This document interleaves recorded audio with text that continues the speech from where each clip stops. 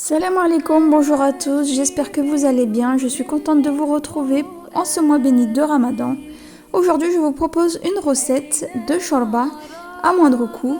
Elle nécessite pas beaucoup d'ingrédients et elle est vraiment délicieuse. On la consomme pas seulement pendant le Ramadan mais également en hiver pour se réchauffer. Pour commencer, on va couper et émincer un gros oignon en petits cubes.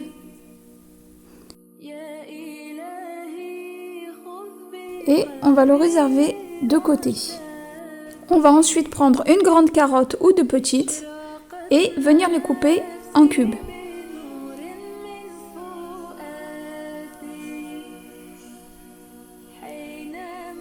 Une fois qu'on a fini de couper la carotte, on réserve de côté également. On vient ensuite prendre une branche de céleri qu'on va venir couper en tout petits morceaux. Alors on garde les feuilles de la branche de céleri, on garde la verdure. Voilà. Une fois que c'est prêt, on va pouvoir passer à la cuisson. Dans une marmite ou un faitout, on vient verser 3 à 4 cuillères à soupe d'huile d'olive ou de colza et on vient verser nos oignons et on mélange un petit peu histoire de le faire suer. On vient ensuite rajouter notre cuisse de poulet et on la laisse dorer quelques minutes et on la retourne de temps en temps, histoire de la faire saisir de chaque côté. Ensuite, je vais venir recouvrir et laisser cuire environ une minute. Je continue de mélanger pour éviter que mes oignons ne collent à la marmite. Et je viens rajouter le sel pour continuer de faire suer notre oignon. On va ensuite couvrir encore une fois et laisser cuire une minute. Puis on va venir rajouter notre carotte qu'on a coupée en petits cubes tout à l'heure. Et on va également rajouter notre céleri branche. On continue de mélanger pour commencer à faire cuire nos légumes. Et si vous avez des pois chiches seulement trempés, c'est maintenant qu'il va falloir les mettre. On va ensuite venir recouvrir et laisser cuire encore 1 à 2 minutes. On va ensuite rajouter nos épices, une cuillère à café de sel, une demi-cuillère à café de poivre, une cuillère à café de paprika, une cuillère à thé de curcuma et une grosse cuillère à café de ras el hanout. On va ensuite bien mélanger avant de rajouter une grosse cuillère à soupe de tomates concentrées. Et on continue de mélanger pour bien disperser notre tomate concentrée.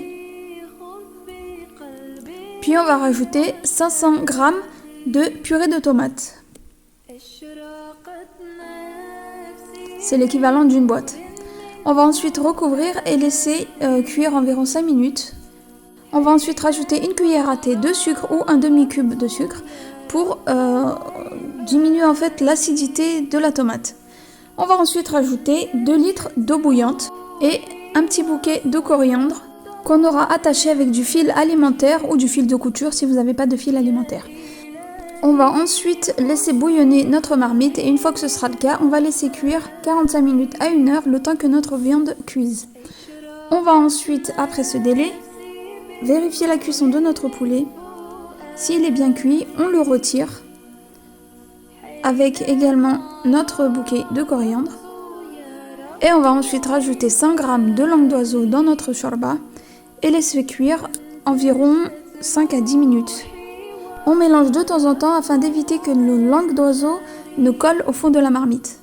Pendant ce temps-là, on va prendre notre cuisse de poulet donc et la couper en petits morceaux. Voilà, on va imiter notre cuisse de poulet.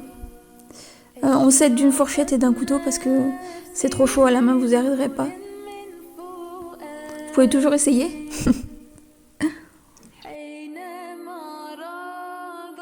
Donc voilà, une fois qu'on a coupé tout notre poulet, on retourne à notre marmite et on vérifie la cuisson des langues d'oiseau. Alors on continue de bien mélanger pour éviter qu'elles ne collent dans le fond. Et on va ensuite rajouter notre poulet. On mélange bien. Et on finit avec les pois chiches. Alors moi mes pois chiches étaient pré-cuits. Donc c'est pour ça en fait que je les ai mis en fin de cuisson. On laisse cuire encore 2-3 minutes, puis on vérifie la cuisson de nos langues d'oiseau.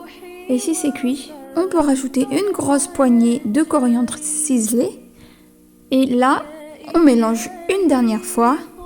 Et c'est bon, on peut éteindre le feu. Notre shorba est prête. Vous pourrez accompagner votre shorba de pain farci, de briques ou de pastel. Je vous mettrai le lien de toutes ces recettes sous la barre d'infos avec tous les ingrédients. Également, comme d'habitude. Sur la vidéo, comme vous pouvez le voir, on a l'impression que nos langues d'oiseaux nagent dans la sauce, mais c'est normal. Vos langues d'oiseaux vont continuer à gonfler après cuisson. Et n'oubliez pas de mettre un filet de citron sur votre shorba et également de la menthe séchée ou de la menthe fraîche ciselée. Plein de recettes sucrées salées arriveront sur ma chaîne prochainement. N'hésitez pas à vous abonner. La vidéo touche à sa fin, j'espère qu'elle vous aura plu. Si c'est le cas, n'hésitez pas à liker, à commenter et à partager. Et à bientôt pour de nouvelles recettes simples, efficaces mais de qualité. Salam, prenez soin de vous. Ramadan Mubarak.